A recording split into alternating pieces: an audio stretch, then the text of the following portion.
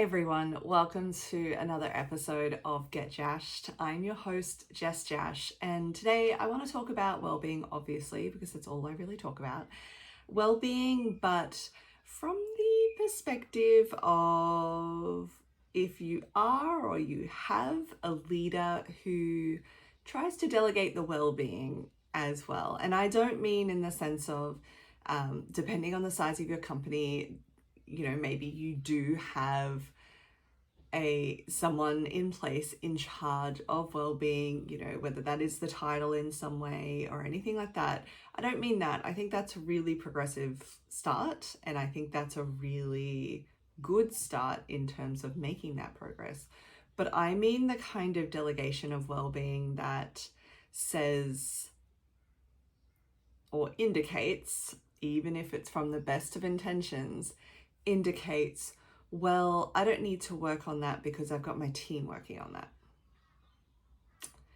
And, that might work for certain areas of the business where, we hire people because they are more skilled in us in certain areas so that we don't have to do it as business owners or leaders, but also because someone else is better at it, sure. But I mean the actual practices that come into well-being that helps us to be better leaders, and remembering the fact that, and it is a fact that, in my world it's a fact, while everyone contributes to the culture, everyone contributes to the system, everyone within a system contributes to the system, yes. And I'm going to improv line you here. And yes, and we also know that it is also the people with the authority in that system that are the ones who are actually able to make any real significant change to the system, because they are the decision makers. They are the ones that have the authority to make decisions in any which direction. They are the ones, there's a power dynamic at play that we need to really acknowledge. Everyone within a workplace contributes to the culture of the workplace. Sure, absolutely. Most of us, many of us have had that experience with a toxic colleague that doesn't actually necessarily have the quote authority, but does still contribute to the toxicity that is felt in the workplace. So we need to consider that, yes, we know that everyone does contribute to the workplace culture, to the lived experience of people in the workplace, whether it's physically or otherwise, a physical workplace or otherwise. But it's going to be really, really important to your team, to the success of your business, to what you do with this, where you go with your business, what happens next, how much longevity there is in the team, in the progress forward, all of that is so dependent on the decision makers, and it is so dependent on the leaders, again, who have the authority to make those decisions and make decisions that can impact everything else. Who, as I mentioned, the power imbalance, it is a power imbalance. Even if it's a healthy imbalance, it is a power imbalance where leaders just naturally have, because of that authority to make decisions, there is going to be a power imbalance. So it is all well and good, and it is all a great start. I'm not dissing anything here in the sense of, if that's where you start for the team, great. It's all a great start if you are moving that forward for your team, if you are recognizing that there are stresses, or you're trying to give them opportunities for personal and professional development. That is really, really good. But as a leader, I just want you to remember, I just want you to keep in mind that that can only take you so far, because at some point you're going to be throwing solutions at a team to fight fires that the system is actually creating. So you're going to, at some point, risk setting them up for some sense of failure, because at some point, some of these well-being practices, whether it's mindfulness, whether it's communication, whether it's whatever it is, at some point, they're not going to feel as effective to the team, because they're still fighting the fires that are causing maybe the stress. And that is a systemic element. That is a, an element of what is being allowed from the top, or what is being permitted or created even from the top. So there have been workplaces I've witnessed where they'll implement mindfulness activities for their team and really encourage it, and even genuinely encourage it. But each time the team shows up, each time the members of the team show up, and what they're actually needing the practice for is due to things like, well, my manager just keeps overscheduling my day with video calls. If they work remotely with video calls, all I have is just back-to-back video calls. I'm not actually getting anything done, and I'm just stressed. You can't treat well-being and mindfulness like a band-aid like that. That's not how it works. It is a support, and it is best done when in conjunction with treating and addressing the system that supports these people or that influences these people. So for business owners, for managers, for leaders of any kind, that we use the word leader broadly in that sense, where it can kind of cover any of those people in a position of authority, right? You need to be doing the work as well. I'm really sorry, except I'm not sorry. You need to be looking at how you are practicing these things as well, and being mindful in particular, in the sense of how decisions you make impact the team, even when it doesn't seem like it's the decisions that you think would, because we know that there's always those hard, yucky conversations that leaders must have about performance management, or even letting someone go, or sometimes they just are the bearers of bad news, and that is just a part of leadership sometimes. But also consider how what you say determines an experience for the team. How you choose something determines the experience for the team. How you check in determines the experience for the team. There's no one particular angle in this sense that I'm aiming for to sort of be like, well, this is what's going to fix that. It's really just all of the factors of leadership in terms of decision making down to interaction.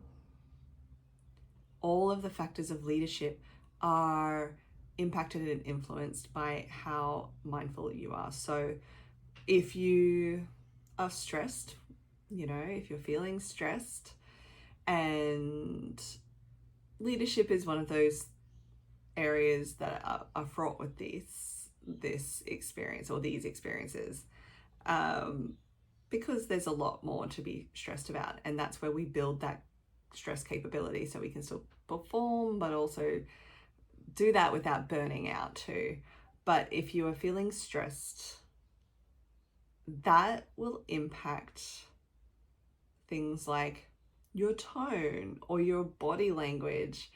And if you are not mindful of that. And let me be very clear also, we're not demonizing stress either. So we're not saying if you feel stressed, that's bad, you're doing it wrong. But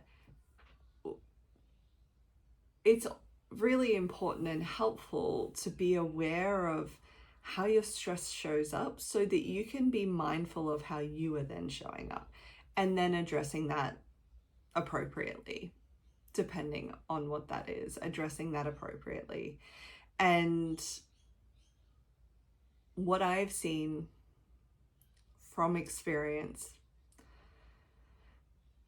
enough times now to be, pretty certain of it, is teams that just have mindfulness or well-being things thrown at them that is sure supported from the top because they've made the decision to invest in it, whatever it is, right?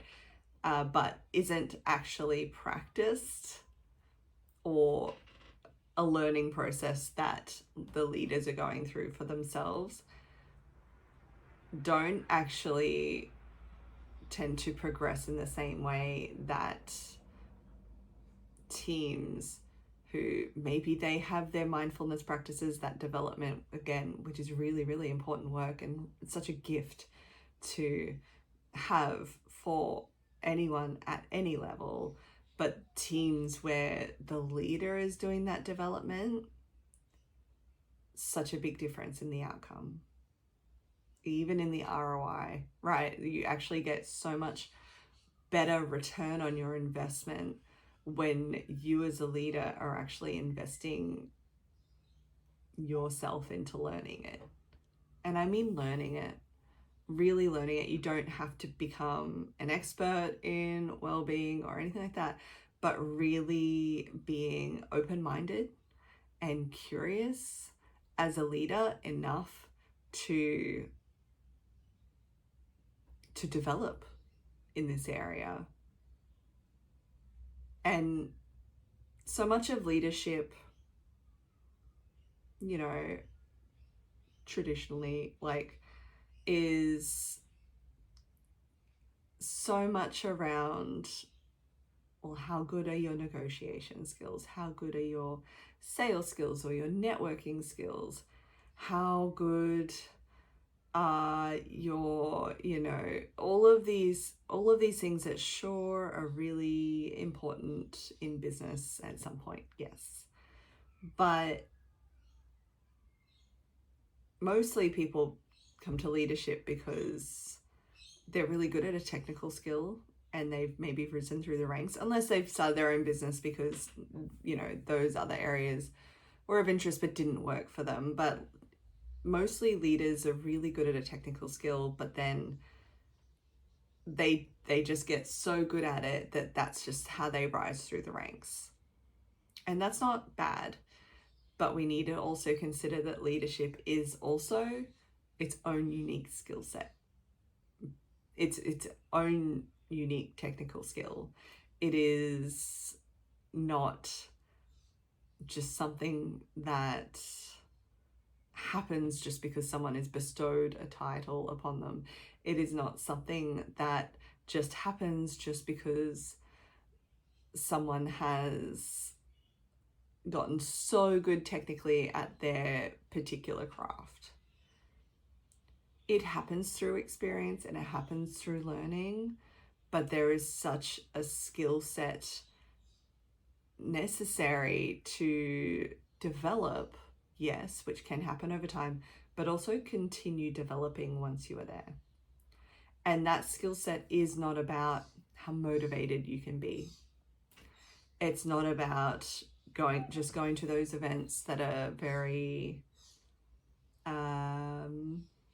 motivation heavy, where they make you feel a certain feeling in the moment without actually giving you the practice and the skills, right?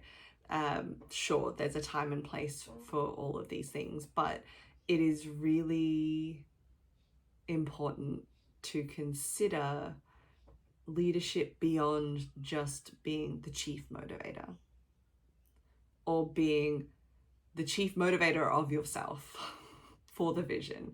That is, that can be a really fun part of running a business, but that's running a business.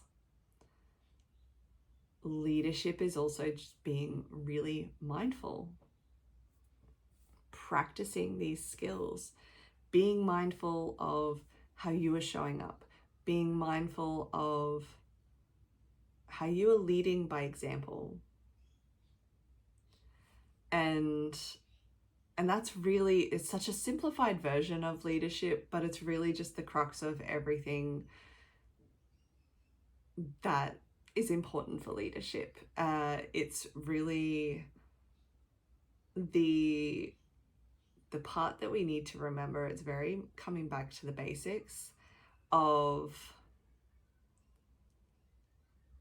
practicing what you preach. It's just practicing what you preach. It is not leaning into do as I say and not what I do. It is really recognizing how we lead by example. Because as humans, typically, we tend to learn more by what we learn through example than what we are told to do. And some of that leading by example is, I've given, there's so many simple examples of this. It's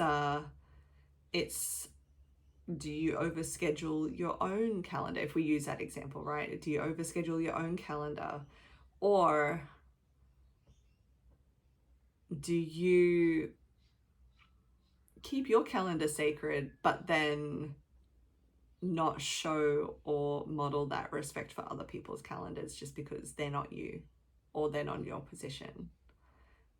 So it's really looking at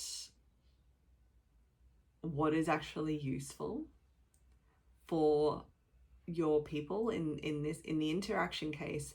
What is actually useful for that person to thrive and progress and succeed in their role? Because when they do that, everyone wins. But sometimes they don't have the authority to actually do all the things that are required. They don't always have the authority to, or they might not think they have the authority to say, well,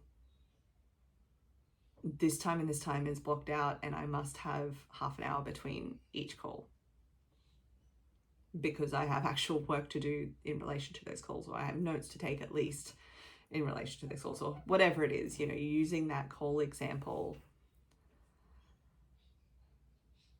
Sometimes leadership is giving people the authority to have that autonomy, but sometimes it's also encouraging them and being mindful of that. And that's what I mean by how decisions you make or how you are showing up does impact beyond just, are they motivated enough? When you're the one that can set in procedures and processes that can impact the system as a whole. And the leaders that I've worked with, when they have been open-minded enough to look at things a little differently than what maybe the old way of doing it has suggested, or when they've looked at things with curiosity and deeper than that, gone into self-reflection beyond the systems that they lead, but into the self-reflection of, well, why am I doing that? Why am I making that decision? Why am I putting this off? What am I doing? That curiosity into the self-reflection has made so much more of a positive change and impact on themselves. Yes, exactly how they feel. Yes, definitely. And as a result, on them, how they lead their team more effectively with clarity. The team has more clarity. It's incredible to watch. And it's very satisfying as a facilitator to watch as well. I'm not going to lie, because you actually see them making that difference rather than them outsourcing that inner work to their team, which again is still a useful skill for their team, but without doing it themselves. And I am aware that almost makes it sound like, you know, the only solution is for both, not one or the other. Yeah, maybe. I mean, you got to start somewhere, but I think sometimes some leaders have it the wrong way around. And it might be from a really, you know, noble place of wanting to do it for their team and wanting to give their team a resource. And, you know, again, it depends on the circumstances, sure, but most of the time I think it's done all the way like the wrong way around, where even unconsciously it might be an opportunity for the leader to not actually do their work because they're like, oh well, I bypassed it off to them, so they're doing it, and oh no, now we don't have the budget, and oh, you know, it's kicking the can down the road.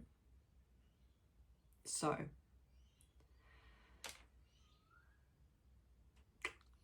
that's really the conversation. It's just this reminder of it's important for leaders to practice what they preach and to do the work themselves, but also no one else can do that internal, introspective, reflective, self-awareness and self-management work for you. And that goes for anyone, but we're talking about leaders, we're talking about business owners, we're talking about, you know, no one else can do that for you. And just check if you have, maybe unconsciously, maybe not on purpose, been kicking that can down the road. Thinking that you're doing the thing for the team, again, which may be really useful in its own right? But again, the usefulness of that can fade if you don't then come in and actually start doing it for yourself. So that's what I have for you today. Just ponder that. It doesn't mean we have to do it all at once either, but maybe just use this as a check-in. Be curious and open-minded and use it as a check-in to be like, have I just used that as an opportunity to kick the can and pretend that it's just not about me when it is about you as a leader? It's just the way it is. And see what comes up.